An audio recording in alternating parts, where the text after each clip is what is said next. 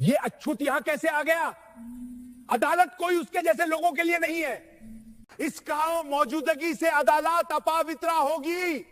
उसे तुरंत बाहर निकालो।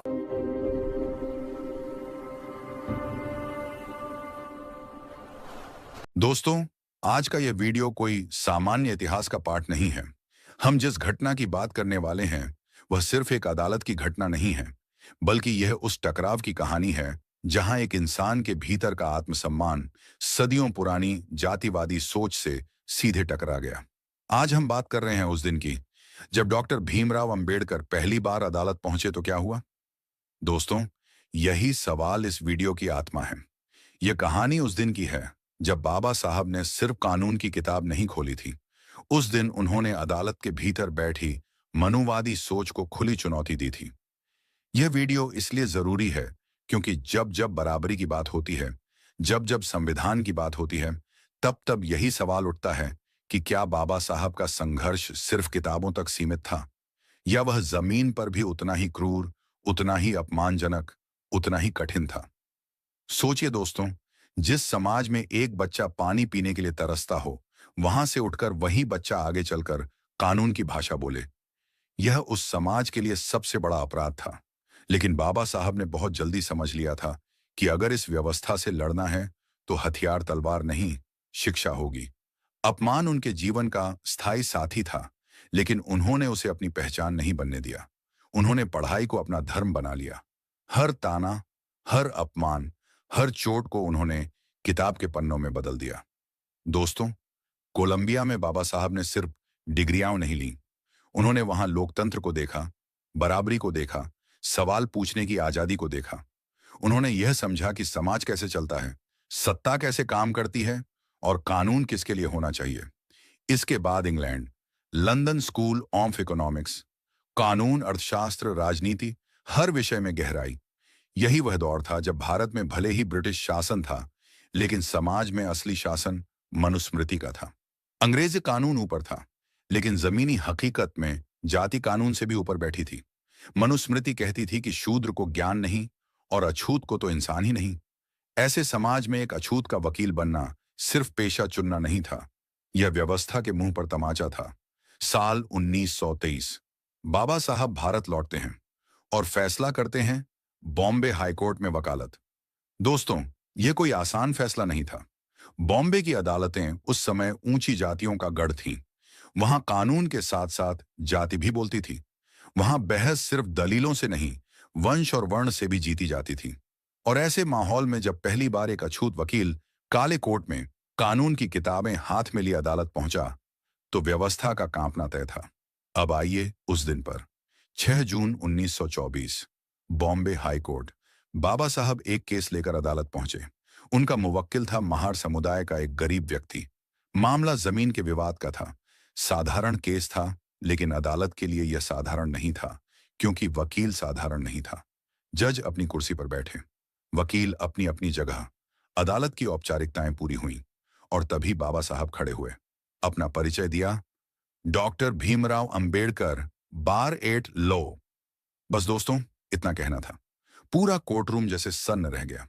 फिर अचानक शोर मच गया। एक वरिष्ठ वकील, गणपत राव, खड़ा हुआ और ऊंची आवाज में बोला, यह अछूत यहां कैसे आ गया? यह कोई फुसफुसाहट नहीं थी, यह एक सार्वजनिक ऐलान था। इसके बाद उसने कहा, अदालत कोई पानी का टैंक नहीं है कि हर कोई आ जाए। इसकी मौजूदगी से अदालत अपवित्र हो जाएगी। दोस्तों, जरा सोचिए, अदालत जहां न्याय होना चाहिए, वहां शुद्ध अशुद्ध की भाषा बोली जा रही थी। और यह सिर्फ एक आदमी नहीं था। एक के बाद एक कई वकील खड़े हो गए। कोई बोला, अछूत को बार में कैसे आने दिया? कोई बोला, यह कानून के खिलाफ है। कोई हंसते हुए बोला, देखो, चमार वकील बन गया। बाबा साहब चुपचाप खड़े रहे। उनके हाथ में कानून की किताब थी और उनके सामने सदियों का घमंड। उन्हें कुर्सी तक नहीं दी गई, घंटों खड़े रहना पड़ा।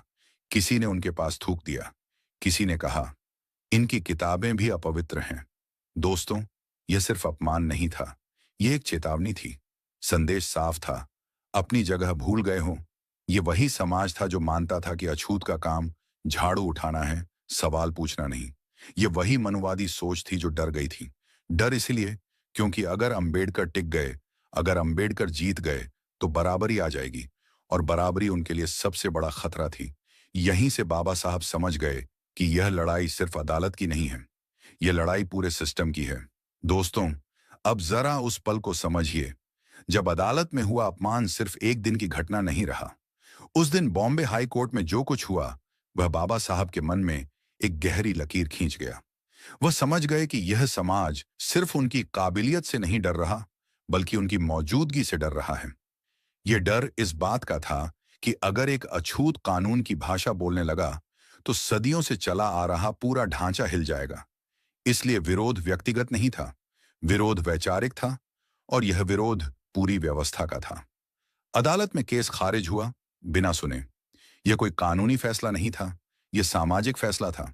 जज ने भले ही शब्दों में तटस्थता दिखाई, लेकिन व्यवस्था की रीढ़ वही जातिवादी सोच थी। बाबा साहब उस दिन केस नहीं हारे थे।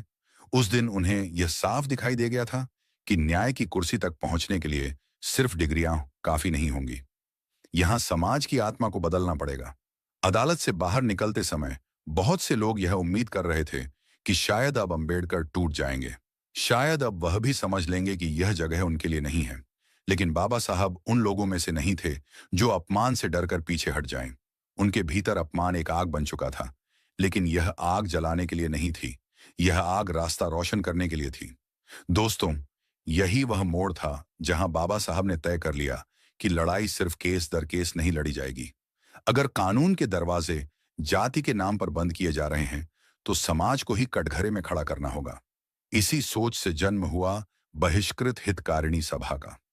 यह सिर्फ एक संगठन नहीं था, यह उन आवाजों का मंच था जिन्हें सदियों से दबा दिया गया था। बाबा साहब ने अखबारों के जरिए 1920 के दशक का भारत बाहर से भले ही सुधार की बातें कर रहा था, लेकिन भीतर से जाति की जकड़न और भी मजबूत हो चुकी थी। महात्मा गांधी हरिजन शब्द का इस्तेमाल कर रहे थे, लेकिन ऊंची जातियों के व्यवहार में कोई ठोस बदलाव नहीं था। मंदिरों के दरवाजे अब भी बंद थे, कुएं अब भी अलग थे, और अदालतों में अब भी वही सोच बैठी थी कि कुछ लोग जन्म से ही बराबरी के लायक नहीं हैं। बाबा साहब ने इस पाखंड को बहुत जल्दी पहचान लिया था। उन्हें समझ आ गया था कि केवल सहानुभूति से कुछ नहीं बदलेगा। बराबरी अधिकार से आती है, और अधिकार संघर्ष से।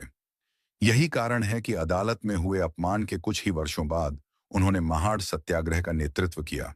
जब उन्होंने चावदार तालाब से पानी पीने की बात की, तो वही मानसिकता सामने आई जो अदालत में दिखी थी। लाठियां चली, गालियां दी गईं, लेकिन बाबा साहब पीछे नहीं हटे, क्योंकि वह जानते थे यह लड़ाई पानी की नहीं, यह इंसान होने की है।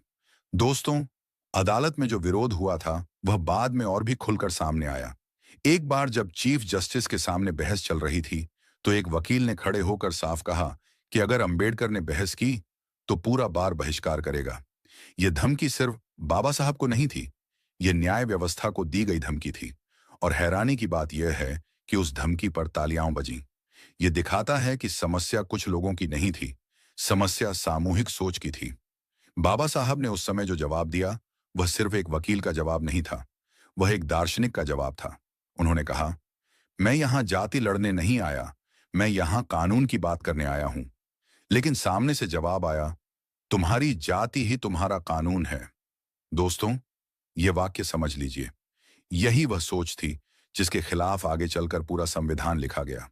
उस दिन बाबा साहब का केस फिर से टल गया, फिर से न्याय नहीं मिला, लेकिन हर हार के साथ उनकी दृष्टि और साफ होती चली गई। उन्होंने समझ लिया कि अगर संविधान में जाति को चुनौती नहीं दी गई, तो कोई भी अदालत इंसाफ नहीं कर पाएगी। यही कारण है कि उनके लेखन में जाति का सवाल केंद्र में आ गया। जाति का विनाश जैसी रचनाएं इसी अनुभव की उपज थीं। ये किताबें किसी लाइब्रेरी के लिए नहीं लिखी गई थीं, ये किताबें व्यवस्था को झकझोरने के लिए लिखी गई थीं। दोस्तों, बाबा साहब ने अदालत से बाहर आकर जो लड़ाई लड़ी, वही लड़ाई बाद में संसद तक पहुंची। मजदूरों के अधिकार, स्त्रियों के अधिकार, शिक्षा का अधिकार, यह सब किसी दया का परिणाम नहीं था। यह उस अपमान की राख से निकली चेतना थी जो उन्होंने बॉम्बे हाई कोर्ट में झेली थी। जब उन्होंने श्रम कानूनों की बात की, तो उन्होंने वही सवाल उठाया, क्या इंसान होने का हक जाति से तय होगा? फिर आया वह द्वार जब बाबा साहब को संविधान निर्माण की जिम्मेदारी दी गई। दोस्तों, यह कोई संयोग नहीं था, यह इतिहास का न्याय था। जिस इंसान को अदालत में खड़े रहने की जगह नहीं दी गई थी, वही इंसान पूरे देश के लिए न्याय का ढांचा तैयार कर रहा था। यह किसी फिल्मी कहानी से कम नहीं है, लेकिन यह हकीकत है। संविधान के हर अनुच्छेद में, हर शब्द में आपको बाबा साहब के वह अनुभव दिखाई देंगे। समानता, स्वतंत्रता, बंधुत्व, यह सिर्फ आदर्श शब्द नहीं है। ये उन अपमानों का जवाब है जो उन्होंने खुद झेले थे। उन्होंने यह सुनिश्चित किया कि आने वाले भारत में कोई भी अदालत किसी को अछूत कहकर बाहर न कर सके।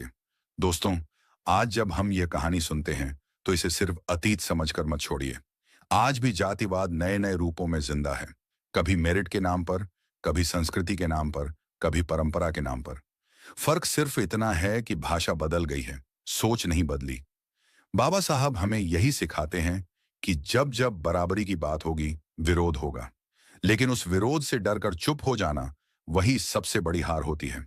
उन्होंने हमें 3 शब्द दिए: शिक्षा, संघर्ष, संगठन। यही 3 शब्द उस दिन अदालत में उनके साथ खड़े थे, जब पूरा कोर्ट रूम उनके खिलाफ था। दोस्तों, यह था बाबा साहब का पहला अदालती संघर्ष, जो सिर्फ अदालत तक सीमित नहीं रहा, बल्कि पूरे देश की चेतना बन गया। यह कहानी हमें याद दिलाती है कि अधिकार कभी भी आसानी से नहीं मिलते, उन्हें हासिल करना पड़ता है। अगर आपको यह सच झकझोरता है, अगर यह कहानी आपको सोचने पर मजबूर करती है, तो इसे सिर्फ सुनिए मत, इसे आगे बढ़ाइए। वीडियो पसंद आए तो लाइक कीजिए, बाबा साहब के विचारों को घर घर पहुंचाने के लिए शेयर कीजिए, और आधुनिक अंबेडकरवादी परिवार से जुड़ने के लिए चैनल को सब्सक्राइब करना मत भूलिए। जय भीम, नमो बुद्धाय।